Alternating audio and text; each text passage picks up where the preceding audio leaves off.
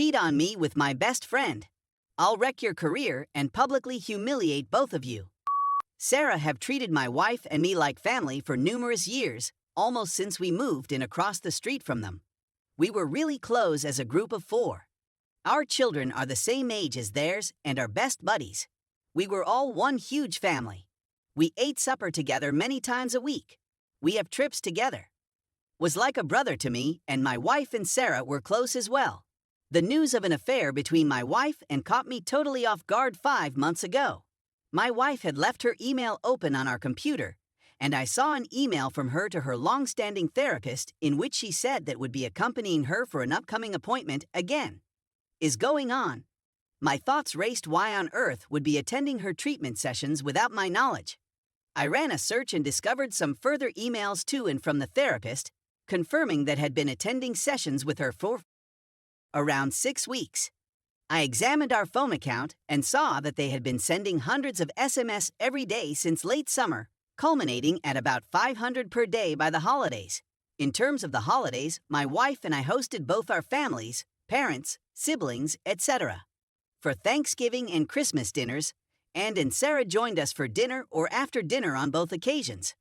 My wife and were messaging each other across the room the whole time they were at our home celebrating with our families, according to text records. For months, they did it pretty much every time the 4 of us got together. And just all day every day in general.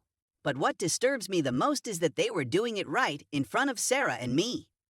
When I presented the proof to my wife, she acknowledged that she and had fallen in love. It occurred right now, I'm not sure how, but I adore him, and I'm sorry I don't feel anything for you anymore. They gone on a school district trip together.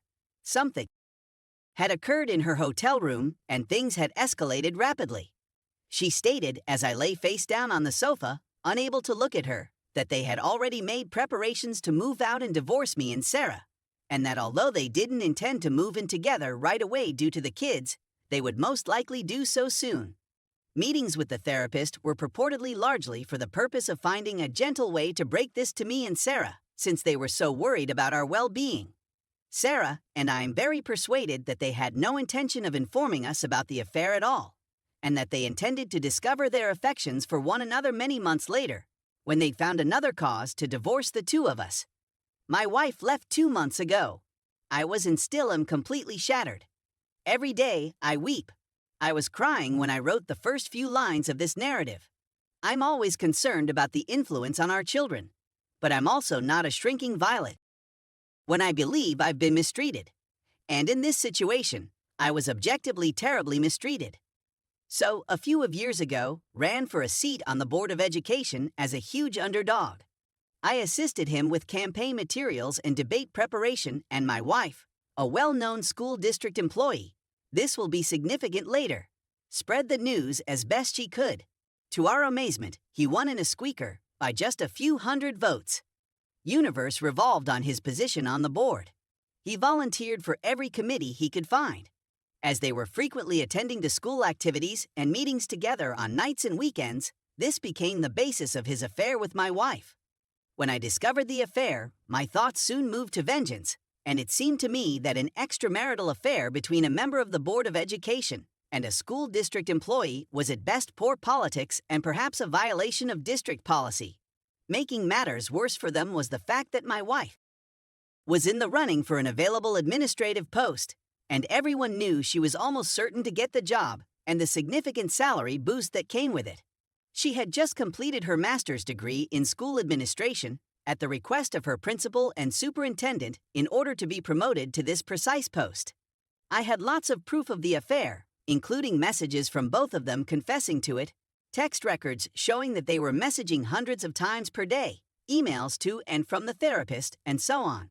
I contemplated just sending all of the proof to the board and the superintendent, but I was concerned that as the grieving, betrayed husband, I would not be seen as a reliable source. Instead, I made up a bogus, furious buddy who planned on attending the next board meeting and publicly humiliating the 2 of them for their affair. I informed my wife that I'd attempted to talk them down but couldn't promise they wouldn't come up and publicly disgrace them. As I predicted, came to the conclusion that the only way out was for him to acknowledge the affair to the board ahead of time. Agreed to quit when the superintendent advised it. He was embarrassed and saddened, according to Sarah, and he couldn't get out of bed for a few days thereafter. When news of the affair and departure spread, the superintendent, a longtime friend of both my wife, and approached my wife and emotionally told her that she would no longer be promoted to an administrative position within the district. An outside applicant eventually filled the post that had been set up for her. This caused a flurry of uncertainty and speculation around the area, since it was well known that my wife had gotten the position. Despite our failing marriage, my wife and I took our kid out to breakfast on his birthday the day after she was told she wasn't receiving the promotion, and a parent dropped by our table to congratulate her on her new post. She thanked him and excused herself to weep in the toilet for a bit. I waited a couple of weeks for the dust to settle before telling them my little secret. There was never a furious buddy threatening to expose them in the first place. It's just me. All of this has spread across our very small town where I grew up and where my wife has worked for over 20 years. My wife refuses to tell me how things are going at work right now, but I've heard from certain people I know in the district that her once clean reputation has taken a knock.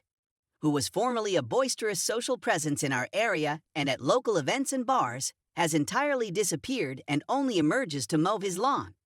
He's leaving shortly to a rundown small townhouse that's all he can afford because of all the child support he'll have to give his wife.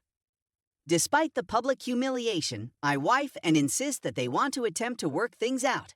I wish them the best of luck. I'm sure it'll be a lot of fun for them to show their faces about town together. Story 2.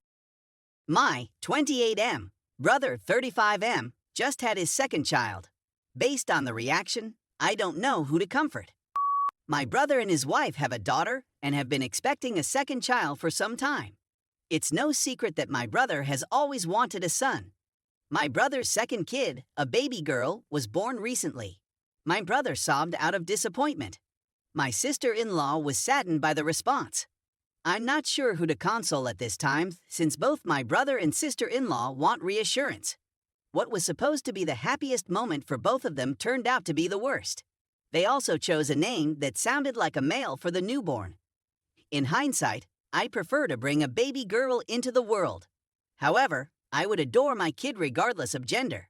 I have a girlfriend, but I am not yet married. We've been talking about our future plans, so I'd want to tell my brother and sister-in-law how fortunate they are. Thank you for the explanation, everyone. I'll invite them to supper tonight. After supper, I'll console my sister-in-law and give my brother a hard time. I hope everything goes well. Edit 2. Just wanted to clarify a few points. I appreciate all of your advice. Those who argue that my brother has a right to be disappointed are correct. However, just because you have the legal authority to do something does not imply you should. His reply was unplanned and untimely. Most instances of someone asserting their right to do something do not include empathy for others. He had no idea how his outburst would affect his family and his family's heritage. When my niece grows up, someone proposed birth tales, which would be tough to tell. In terms of my sister-in-law, she and my brother have been together longer than I have been in my present relationship, so we consider her to be as much a part of the family as my brother. This is why we'll go over everything together tonight. We completed the final edit yesterday night. I straightened my brother out while telling him how fortunate he is. I also made certain that my sister-in-law had no reservations. Despite being the youngest sister, I was always the more principled of the two. I'm accustomed to being the voice of reason in my family at this point. We'll always be a part of each other's life, unlike all of you with me. My sole objective is to assist all of us in moving ahead together.